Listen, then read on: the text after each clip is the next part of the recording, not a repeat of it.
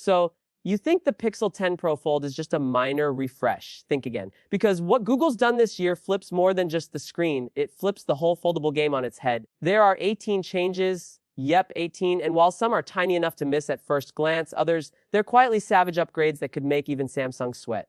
Welcome back, viewers. James here. If you love tech the way I do, hit like, share this video, and make sure you're subscribed for more deep dives like this one. All right, let's get into it.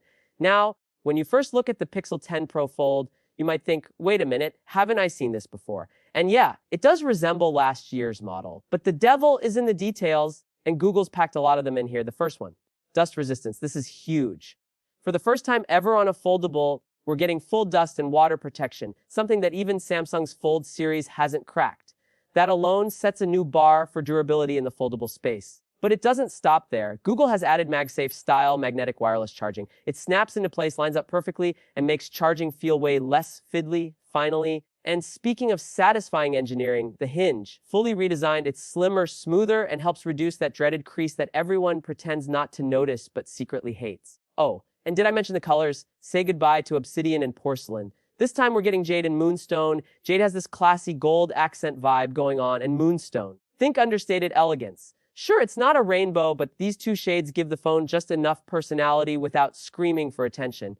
And then there's the whole size situation. While the rest of the foldable world is going thinner and lighter, Google did the opposite. The Pixel 10 Pro Fold is actually thicker by 0.3 mm, wider by 0.2 mm, and heavier by 1 gram. Sounds like a step back, right? But here's the twist, that bulk. It's hiding something clever. Google used that extra space to pack in a 50 mAh battery. That's not just a bump, it's the biggest battery ever in a Pixel Fold. Not only does it beat last year's model by 7%, it even outshines Samsung's Fold 7 by 9%. More power, longer life, fewer battery anxiety moments. And yeah, it supports the faster Qi2 wireless charging this year, snaps right in place thanks to those magnets. Let's talk screens for a sec. The outer display now stretches to 6.4 inches, just a small boost, but one that feels more immersive thanks to slimmer bezels. The inner display still hits 8 inches, but now both panels get brighter, punchier, and way more usable outdoors. One downside, the outer display still doesn't use LTPO tech, so it can't scale down to 1 inch to save power like some rivals can. It's adaptive, but not ultra adaptive.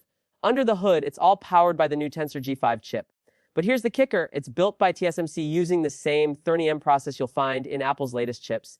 That means less heat, better battery life, and smoother performance. It's not the fastest chip on the planet, but it's smarter, more efficient, and a major leap from the Samsung-made Tensor G4. And while the camera hardware doesn't seem to change, same layout, same sensors, the new image processor in the G5 chip brings noticeable improvements. Think cleaner low light shots, better dynamic range, and sharper detail.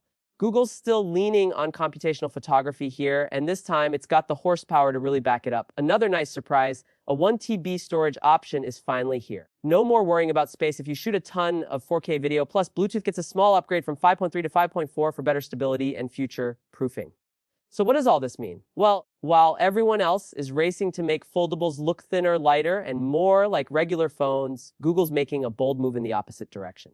They're doubling down on functionality, more battery, better durability, smarter chips, and actually useful design changes. It's a quiet rebellion, and honestly, I'm here for it. Now, pricing is still under wraps, but if Google manages to keep it at last year's launch price, or better yet, undercut it, they might have a sleeper hit on their hands. And let's not forget, last year's model dropped to around $900 just a few months later. If Google plays its cards right, this could be the foldable that finally pulls in users from the slab phone crowd. If you're still watching, you're awesome. Give this video a thumbs up so more folks can discover it. This is James from Tactics, and I'll catch you in the next one. Stay curious.